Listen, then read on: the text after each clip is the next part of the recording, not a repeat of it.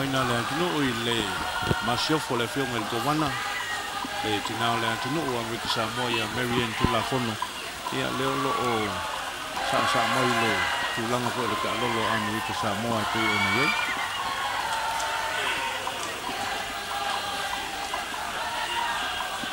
ta wate fo lo lava le toa tele o America Samoa o fa malanga mai e mo le mawina le fa na twina o le tuto tasi su no uso i Samoa nei le aso pe o mai ta watu ia e pe over so mo wale no se la wo i la tongo o vai tu tele le malai tia fa nei ia wa fio mai e fa tino ina ia fa lo longa a America Samoa ele ngante au siwa wa tolu au siwa ia mo lo malanga mai ia o ma au ta ak ki tulanga voli ia to tele lama ia America Samoa le folo ia nei le tanto o no ia wan from na tuina lima skuto ia o te manato le wa tu mai le toto i le malai ia wa fo ina o fa moi ia tu tuina ma manu wa le ni fo i vai ngole aso tu sai fo i mal la tu fa lo longa a ko le kimu e malu o fa manguianga nga kui mongol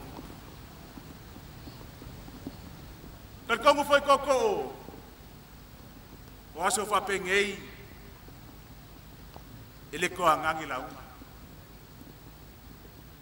o le au le ko e seu vaili malie pe ko fia le suaki awa o le angel makula falafa e oso fia ile ka muda pulam ko mua waka oko la olu la uma masau waka oko le aso ngei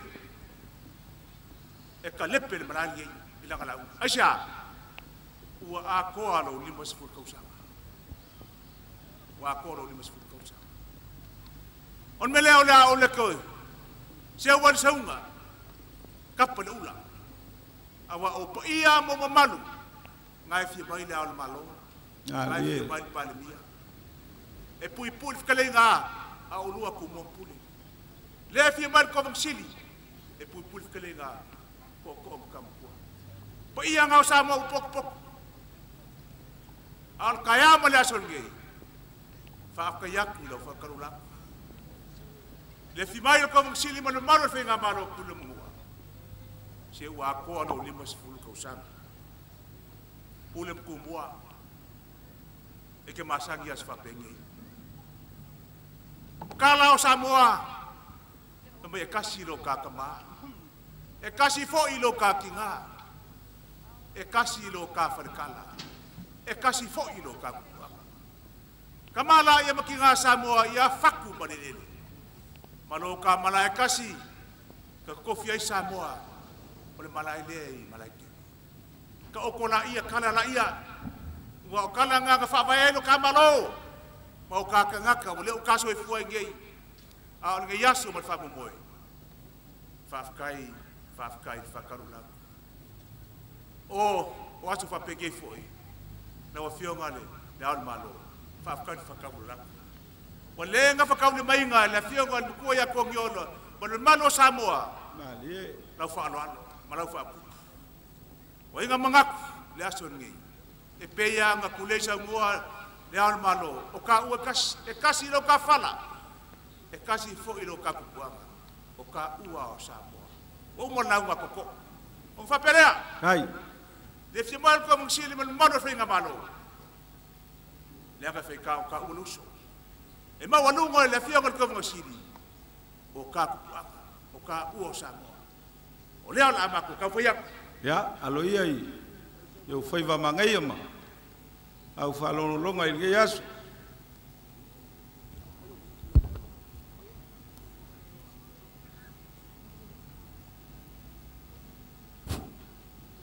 ole mena o tangata ai susu ole le siku leo tu malu watu ile malu wa fia iki fa ngei ole a o ko ko ngo faku ya le foi wa epa le songa au fa kau ile ngau makua ho ko inga o lo leo ele kabika o nga wa uma malele le ftalai nga il ko fa malemo fai masui o le falenga fulu mo le mangukele. Sa i moli atu le whaafkai le fionga le koman sili ma le masiofo. A mese foi le whainga malo kuila mo manua. A ua e ala le wala au whaalo alo. O le wala au kupu. Lea ua mafu ai o le tātou whapene i le malai o ki whau. A o fau mai le whainga malanga i Samoa. Sa ka umake ai le ako ai sa ili le ko whae le fionga le komong sili. O le ase ka umwhainga. O le a avanga li mai. Le fio mai o ko ngiola ma le whainga malo kuila manua. Se i ka kou lau lua fisila wha. Kala masinge le so. Awa. Le aso fia o 5 tausanga. O le malo ko kasi o Samoa. Kapelea. Kai. Alo mai. Ua tasi le tau kasi foi le male. O le ata pena e le whainga malo kuila manua. I le fina ngano le komong sili. Lau kou sua ka mafa. O le mele. Sua lea le maloku ko kasi o Samoa. Leo le a whauaku. O le ngae e kai mai leo mamanu o le malo. I lau fionga le kuiakua. Malo. Saulo. Kai. Ai. Malo. Alo. Ya. Sauia lau fionga. Lea ua. Kau mwhaiaku mana kau sa. La au ngā mukas. Lau suinga le ngā. Lea ua whauaku. O longa sei. O le pepa 5 kala. E 5 iai au tausanga i le so. Kai.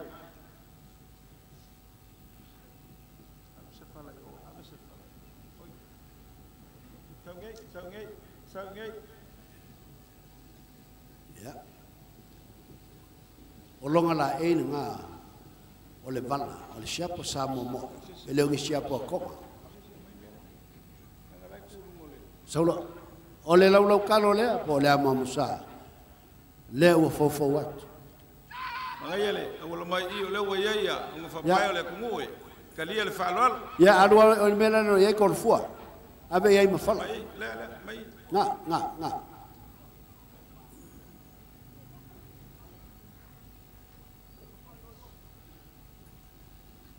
Nga u fau aku le amamsa. Ua umonga ke unga. Fasa momo. Ole sua sua lea le malo o le mangufaka. Nga mako o mai mako o mai kuila.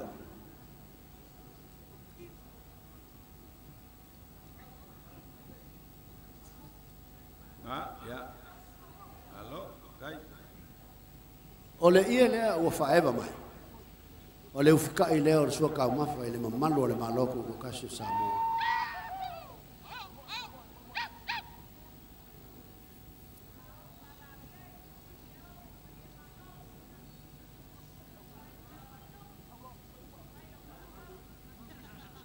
Ya, whaewa mai le ia malaki. O le kofa lea. O le pulo o le ola. Malo. Ika ua kapsa iri o i onga le ie. O le ie onga, o kongi ola e onga le ie. Mo. E leo se kala sela, o kala le whaia. Kai. Ei. O le fionga ia mangalika o le alo kongi ola. E onga le pulo o le ola. Leo le a kofa. Le whaia i se kofa le maloku ko kasi o Samoa. Kai. O le mea alofa lea i le fionga le koman sili. Ma le whainga malo tui le manua. Lea o le a kaum whaia. Ua lewa nga makau kausai. Whakarimai. Lea e se mea alofa sili mo le neias. Whapea le ka ofa. Ma le langona nga musu hingai le fionga le koman sili. Ma le whainga malo kui le manua. Ua ese lau whainga malo. Le usonga ya kumua. Ua e maloku ko kasi. Ua e sa loko. Ua e se foi le whainga malo lo whalau ai. Whale mafulu ma le mango kele. Ua mako ngofo I lalo o le fuko meleke. Ma le kari kungu. E uinga ese o ka whainga malo. Kasi ruka kingo. Kasi ruka loko. Kasi ruka le aunga ka kupu mai ai mana tu le o le fionga le common city le lau le ava ko ka oko ki fau ka oko i le malayo malo le malayo ko finga a fai e lulu nga fingafi o le malo paki lo ko wolof a fai foi e vai lu fakunga le fai nga malo paki le ka ko wolof a fai foi e SSA yo ka ko off ka ko lo lu of sanga ai fili le kai le ko fama le moe i fai nga malo e lu awa o sa moe sai o sa mo voice ole ainga le ole aba la kam fayak ole ukunga kaufa le awa kam fayak ya foi le ngona ya awanga ile ako le fainga me alofa le convention makukuila mamanu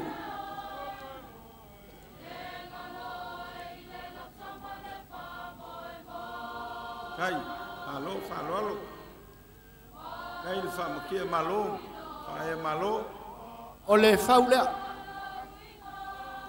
ole fau e liu ia e poi ai lipo le poi ai kausala la ko ki kawinga le lofio kupu le lofio le nu le lofio le maloko kasio Samoa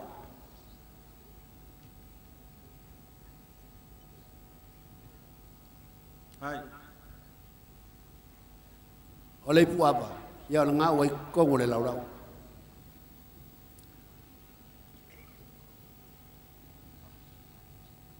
e mori aku le fai ngā mea lofa le komong siri ma le malo Amerika Samoa i le se furu afe ka la Amerika o le a fai kau aku kai salau kasi le salau lua le salau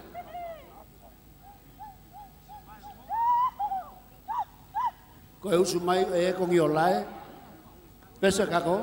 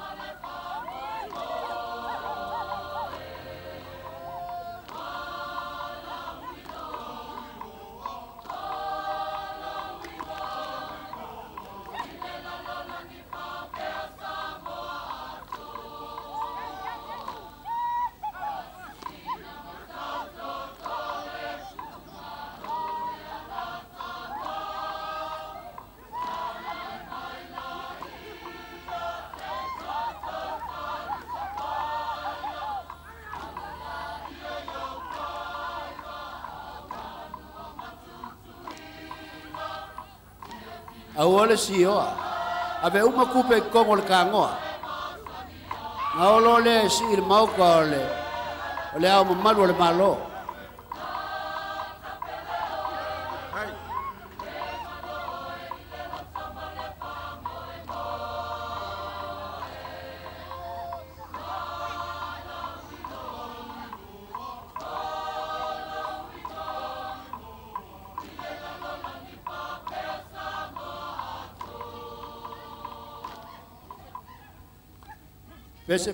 pese awala uka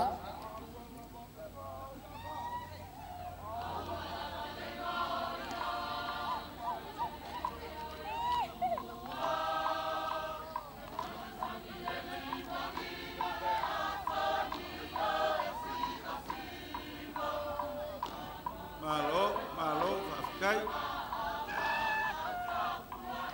e pe o vai me yeso lai alua le aso io solo mai loa ele faz e foi ele se coinga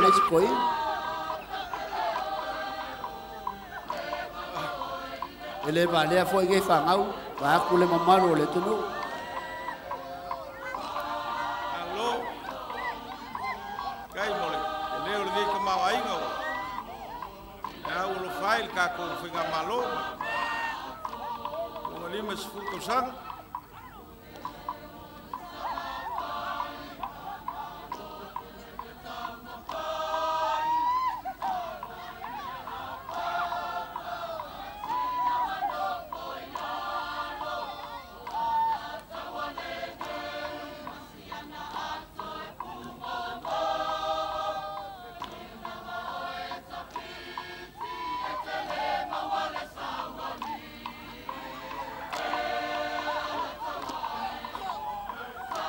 Le mwenga ole se full wafele na ole me alofa le Koban Sili ma le malo Amerika Samoa po le fale nga fulu ma le mangukere Hai.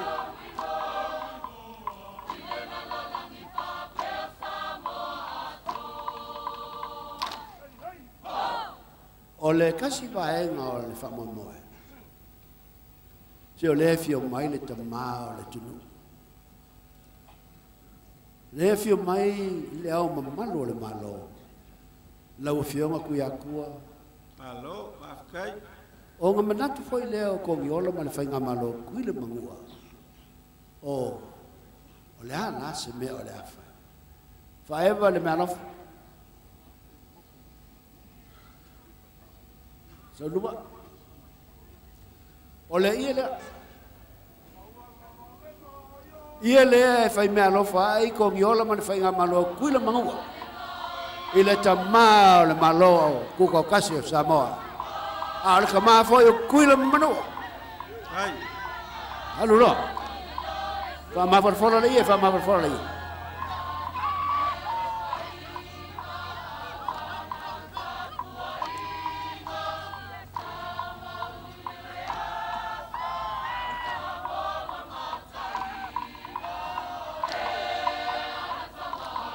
Hai. moli aku le mea lofa ile fionga ile amamanu le malo ile kolu wafe kala Amerika Alo. le ola fa wak Hai.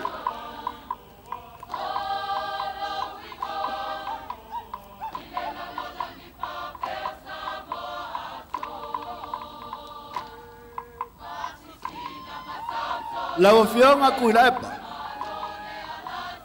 Hai. malo kai le tunu e yai upo masangia ai le tunu ele vale a isa waleva la wafionga le pan mio le malo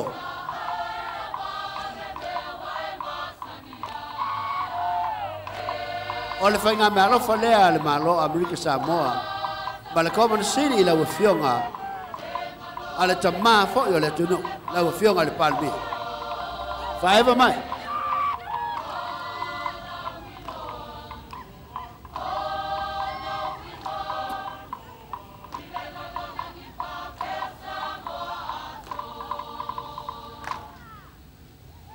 Ya, le lumoenga ole, le kofa kolfua, ole me alofa lea ile fionga le palmia. Alo, mafkai. Bo moli aku ile lua afe kala Amerika. Kai le. Falo alo. Ole le ai. Lo falo lo.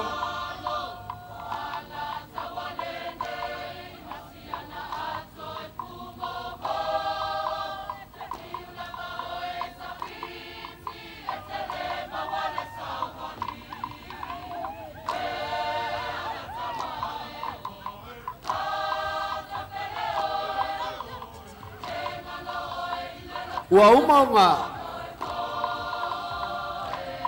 banganga aku le koko. Ole mako kala foi le na. Hai. Ai fa pea.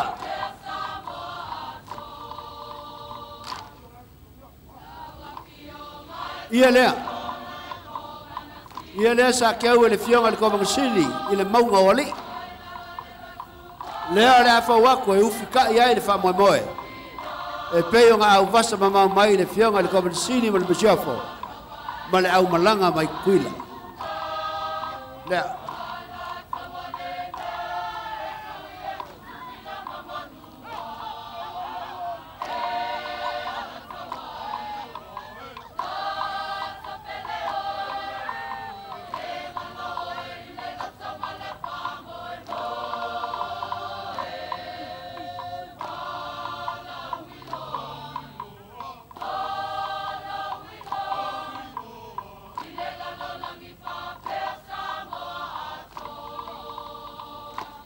E uia inga ko i lei le ngaki o le whaiwhi au sa ka penaina le sauninga a mata leila e le whangaloinga a whia i longa piko vao lau sunga i le whangainga ia o le mea lofa lea lea o le a whaua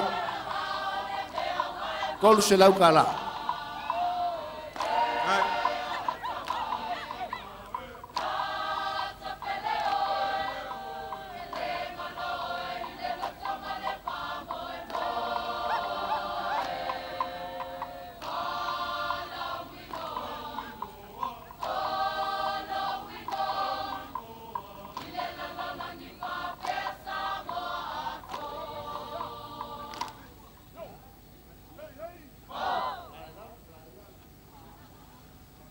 ia lau a fionga le mingi sika o le fono mamanu o le atunu e whapera ka ofi o le mato wo maile na o le fio maile nga o le kōwanga o le malo ma le masiofa ma le mato o mulanga wa umon whafka iaku le kōwha le kōkō i le wala au lia o le ngata i le wala au mamanu o le fionga le kōwanga siri le malo a le bala au lio fio ama. Leo a fio mai whasinga marala ma kakala male, kaleinga i kau koko, se kaimi o inuma e sila sila. I le mafu anga o le bala au lia. Whapenga fo inisio a fio anga, a bala au lia.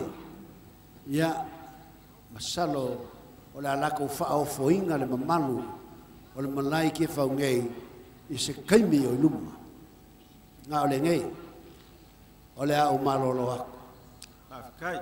Sau si kaimi ang whaumaku leo le makukala. Wa malofa afkai a ngai ilau ko fal koko. Ya ole fo wa fonga fa popo wa se fkalainga le koko. Le anga e whinga ka o ko o le whaleula ka waiku ma le whaleula ka ukangaka. O e pui a malai kele malai o le vavau. Wale e le la au ngā mukasi e whapea ka mawhakui. Ngā e whio mai le whailau kuse o ka upu kau Samoa. Le whionga i ale whiki. A le maru ngai li whakui e whapea fōi. Le ngofu whawhenga iai o ko. A wale mango kele. Ia, o leo o whikalaila o ko whanga ngai. Ke karikongu a, le maru fōi leo le whalenga fulu. Walau ko ngofu whawhengai maupu, ia o sae le a vea. Wa sua ma le vai whangua fō mai kurangi, sa ole ma sale au mua ma le langiungu sae lua. Le lumoenga. O lau ko wha, o leo u whaiva whafonga o le malo kuila mangua. O lewa nga e whawhewhe o ka keo le kaimi.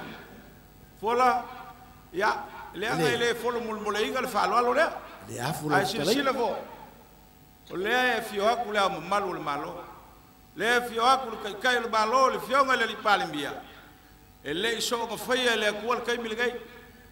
Ngala ka faia le kual kai milgai se fa sawa alu sa. Se kau fangua ikia fangai. Malo. Ya wa sile il mangai o le langi ko ya mai le kual mangi ngoa.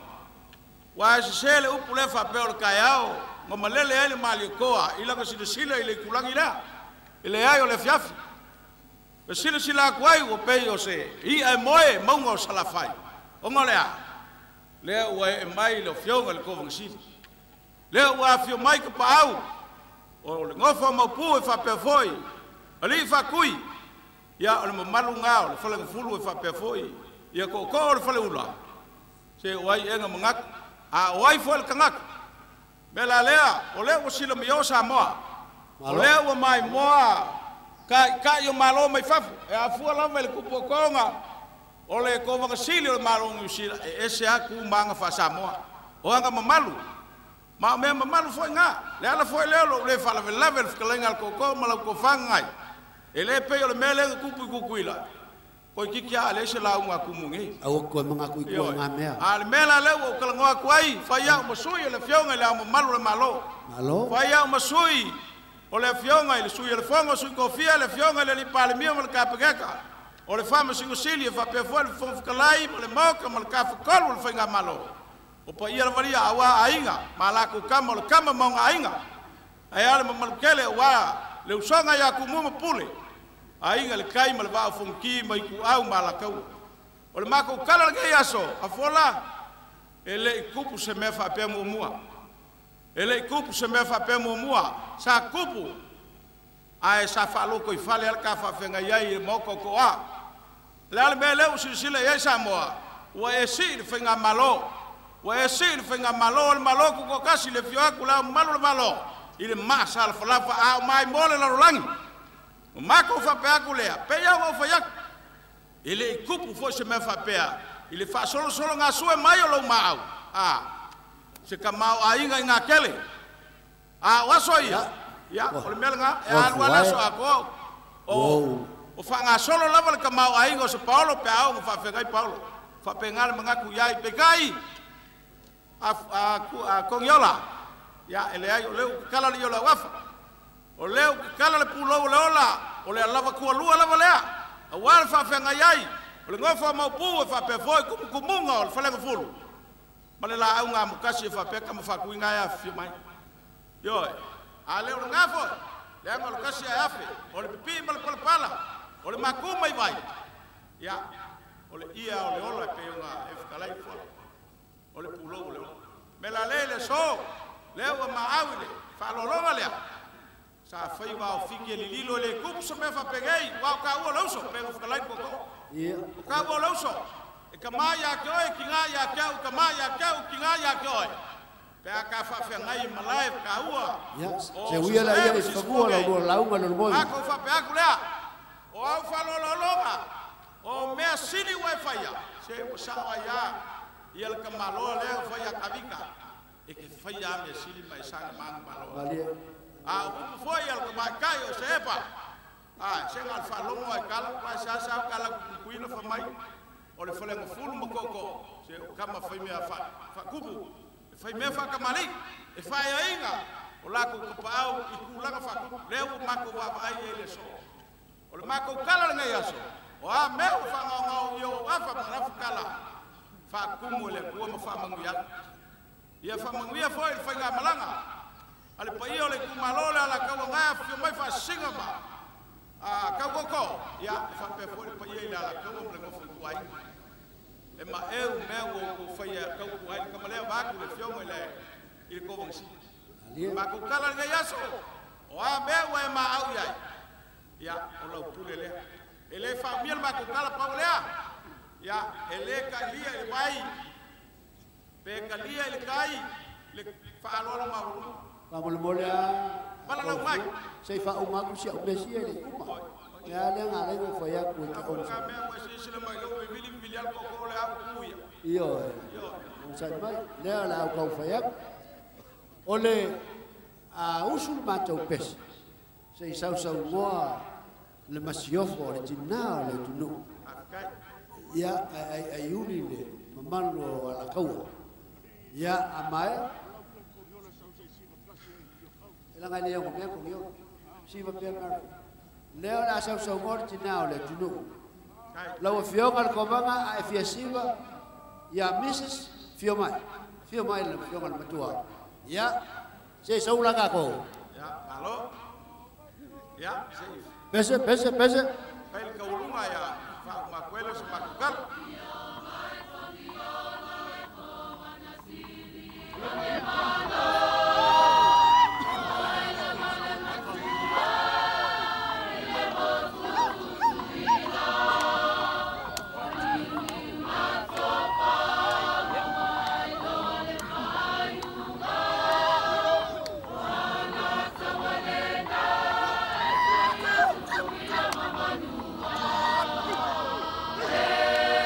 Iyo. Ole fio wala mai ya kini wala fo. Fio fo ko sini. Ya tina fo yo le fala fo mo ko kele. Ma awal tele le ya so le fio mai fo yo. O matatu malo falo ngia mai Pasifika. E tu sai ma fa bo o Samoa il famna tuina o na limas fo tau sanga. E le fo yaso.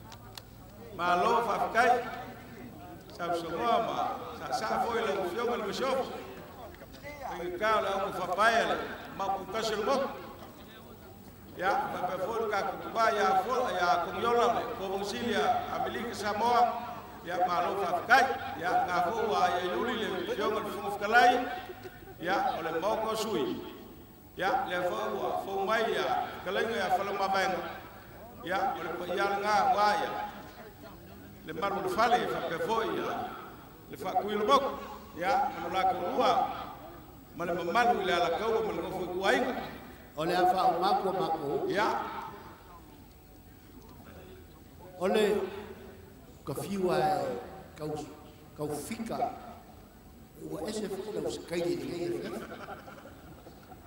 fai ole umi ole bauka lo winga lo e kau fai fa kau kana la u ole kala le awaya ngai kala la pokofo ole la u ngalo wenga ngal pui nga ai nga makamaya ai le maka mea yo ba wale mea o fa mangu yanga mai nga ya mo foi le ai aba e kulo ma aro le ofe ai wai ole aga ke nga ngai mea ma yo ole iele ya malie na lo akai la foleo la ko fa il kumua akai le o fawa e bo moni yaku le kasi le Afrika la Amerika se wai ole usonga ku muang kau kape ale la ko mai ka luai ka funga fun le kile le wo ka wo nge fa pe o ke mo ku nga ya le kai wa fain ka fo ila wa ole ka sa wo mai le fo fitala kai ale fo e musu mai le na ma to fo fitala pe wo ngala ve ise fo nga ma ele la ver fo fitala ile me ai wile ole lima selau lea kala Amerika ya fenka wa ya yuli fo tala yo fo hello ba pelea ola mako pe de fongo feta na lai ya ya mawol mako siba mako mako de la ngai ko fu mali ko